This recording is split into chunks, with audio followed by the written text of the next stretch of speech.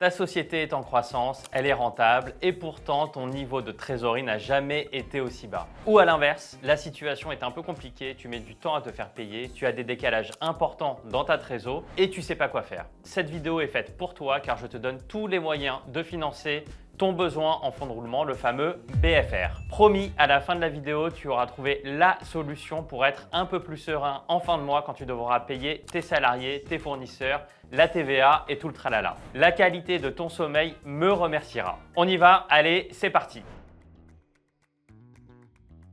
Le BFR, c'est comme l'essence pour ta voiture, mais là, c'est pour ton business. C'est un indicateur essentiel qui va mettre en lumière les besoins de trésor de ta boîte à court terme. Alors, comment il se calcule? Eh bien, directement à partir de certaines catégories de l'actif et du passif de ton bilan. Le BFR, il rassemble tes créances clients, c'est-à-dire ce que tes clients te doivent, plus tes stocks, si tu en as, et tu retranches tes dettes fournisseurs. Mais t'inquiète pas, ton BFR, tu n'es pas obligé de le calculer à la mano, tu peux aussi utiliser des outils de gestion qui vont le mettre à jour toutes les semaines, tous les mois, tous les ans. À toi de voir quel est ton besoin. Si tu veux connaître ces outils, je t'invite à regarder mon top 11 des meilleurs outils de gestion. Je suis sûr que tu trouveras ton bonheur. Mais revenons à notre calcul de BFR. Lorsque tu calcules ton BFR, tu vas obtenir un résultat qui sera soit négatif, soit positif.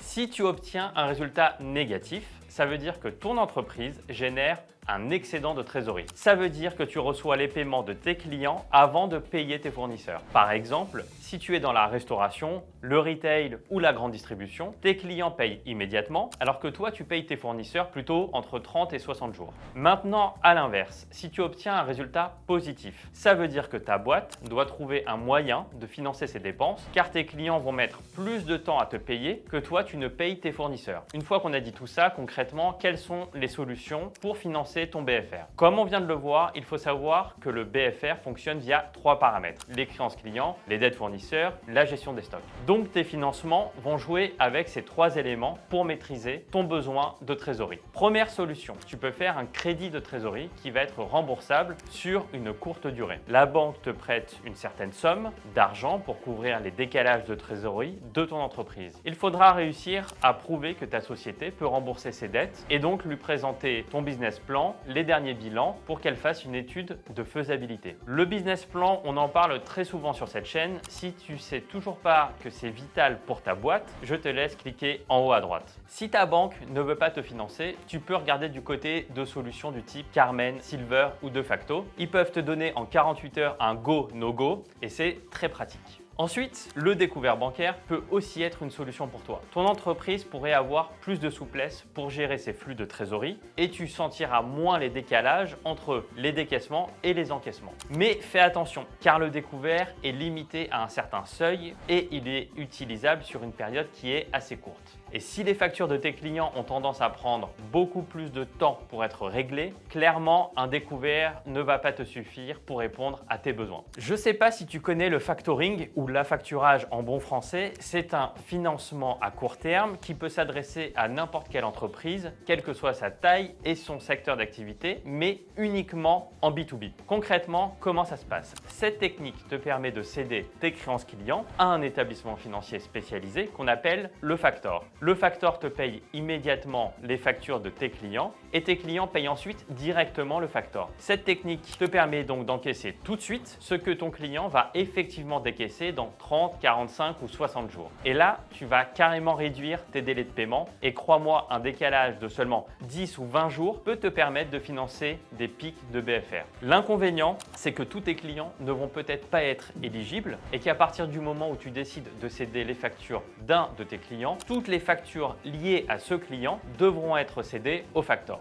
Le factor, ça peut être ta banque, mais aussi BPI ou des organismes spécialisés qui ne font que ça. Il existe également le reverse factoring ou l'affacturage inversé. Le factor règle les factures de tes fournisseurs à l'échéance et toi, tu ne rembourses le factor que plus tard, ce qui te permet d'une part de maintenir de bonnes relations avec tes fournisseurs car ils sont payés en temps et en heure et toi, ça te permet de jouer sur des décalages de trésorerie. Si ta problématique, c'est plutôt de jouer avec des stocks car tu as une activité de production, des activités saisonnières ou une grande augmentation de ta demande, je peux te conseiller le financement de stock. Tout est dans le nom, c'est c'est tout simplement un prêt de trésorerie qui va financer tes stocks. Lorsque tu vas vendre tes produits, tu vas rembourser le financeur et payer des intérêts sur le prêt. En fait, la garantie du financement pour celui qui va te financer, c'est ton stock.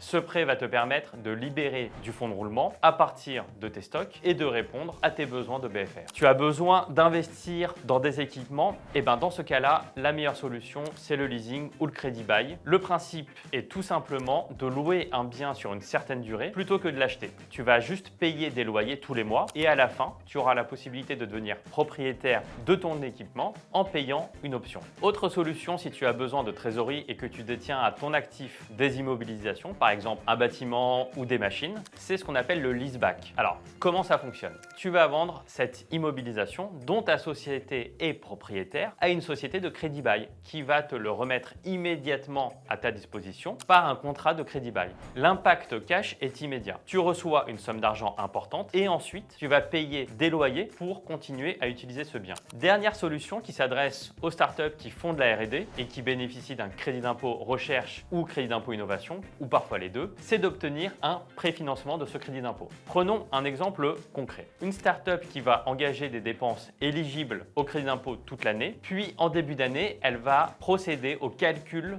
du montant de son crédit d'impôt. Son expert comptable va ensuite transmettre la liasse fiscale avec le montant du crédit d'impôt, généralement au mois de mai, et l'administration fiscale va mettre ensuite entre 3 et 6 mois, si tout va bien, à rembourser le crédit d'impôt. Elle peut donc, dans le meilleur des cas, toucher son crédit d'impôt entre septembre et décembre de l'année d'après. Maintenant, si elle fait préfinancer son crédit d'impôt par sa banque ou un autre organisme, elle peut espérer recevoir une grosse partie de cette somme dès le mois de février ou de mars. Et ça, c'est pas négligeable. Pour résumer, il existe donc différents modes de financement possibles, comme le crédit de trésorerie, le découvert bancaire, le factoring, le reverse factoring, le financement de stock, le leasing, le leaseback et enfin le préfinancement du crédit d'impôt. Donc il y en a pour tous les types de sociétés, que ce soit la société industrielle, la société de services, la start-up, un mode de financement adapté à chaque entreprise. Dans tous les cas, ce qu'il faut retenir, c'est que la clé, c'est l'anticipation. Si tu fais des prévisions de trésorerie actualisées régulièrement, tu pourras anticiper les trous de trésorerie et tu auras le temps de mettre en place certaines actions et trouver des solutions.